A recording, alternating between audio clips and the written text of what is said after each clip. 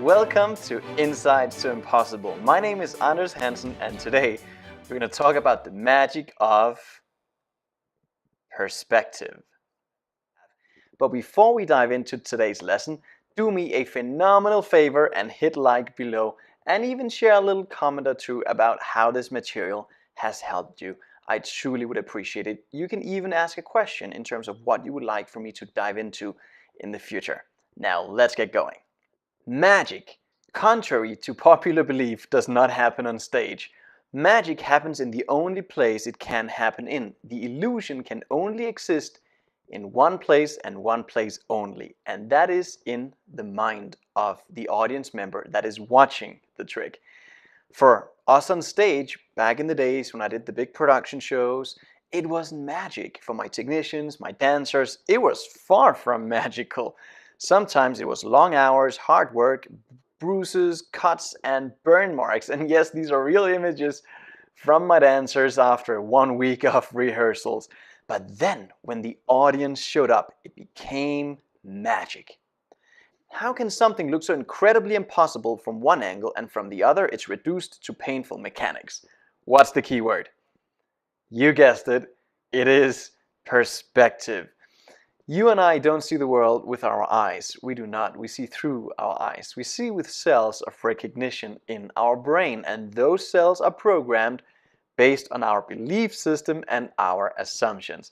Said in a simple way, you don't see the world as it is, you see the world as you are programmed to see it. That explains why it is much harder to perform magic for children than adults. Trust me, much harder. Ask any of my magic colleagues that are still performing magic today, ask them about any of their experiences with performing at children's birthday parties, and they'll tell you all their horror stories. I have some of my own. Why is that, do you think? Kids are not as programmed as we are.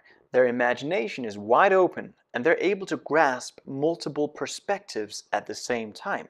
Hence the nightmare on the magician's end. Adults like you and I, completely different story. When we really understand this concept of how we can change our reality by changing our perspective, real magic starts to happen, because you can train yourself to find the solution in any challenge. You see, those are just two different ways of looking at the same thing. In fact, it is the law of polarity in full effect. Now, without diving deeper into that law today, just understand that everything has an opposite. You cannot have a question without an answer to that question. You cannot have a challenge without the solution to that challenge. So by changing our points of view, we will find the solution. I did a presentation not too long ago, and I'm going to share that clip with you here. That really illustrates very well how two different realities can coexist. Enjoy. How does this scenario play out? How does this odd concept work of multiple realities in one situation? I'd like to illustrate that, but it won't work unless I get someone to help me out. Sir, have you ever watched close-up magic before? Perfect, I'm going to need your help. As he makes his way up, please give him a big round of applause.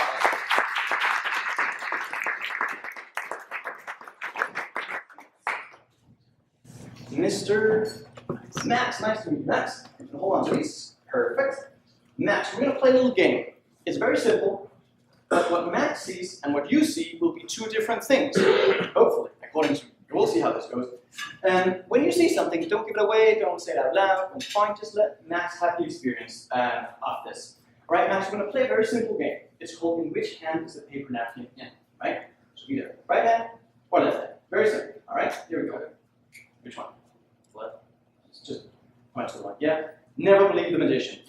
That's a rookie mistake. Just always, that's okay. Just go against what the magician tells you. That's always how it is. We're going to try one more time. Here we go. Which one? Gone. Is that pretty cool, isn't it? That's pretty neat. All right, we'll try one more time. This time it's going to happen a lot faster. Okay, so don't blame. Like this. Gone. Be up here. Max, don't let those folks out here distract you. That's the worst you can do. Okay, so we'll do it one more time. Which one?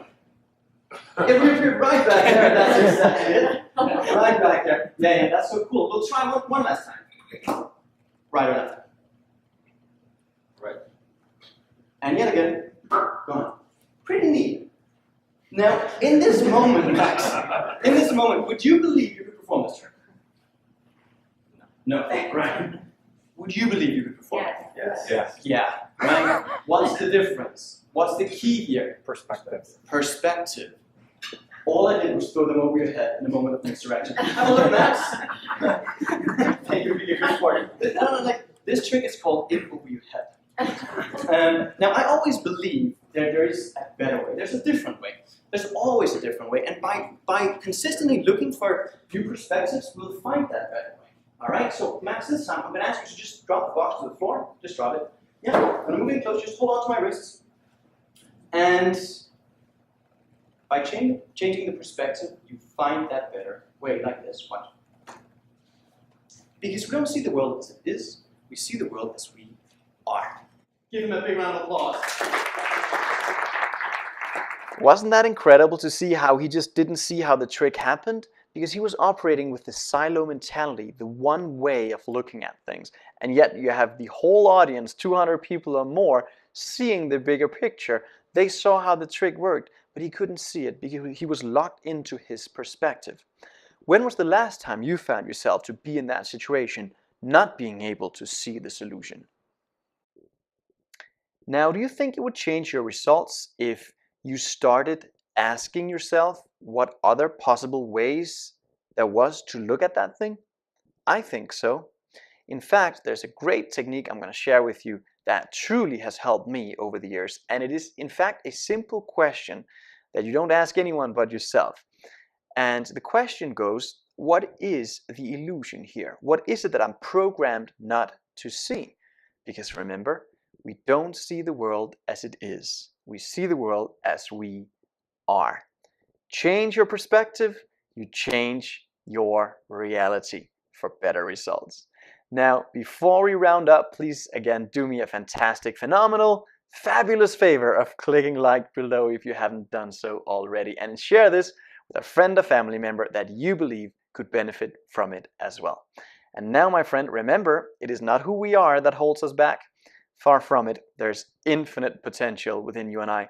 What's likely to be holding most people back are all the illusions, all the false concepts of who they think they are not. Now go live the impossible.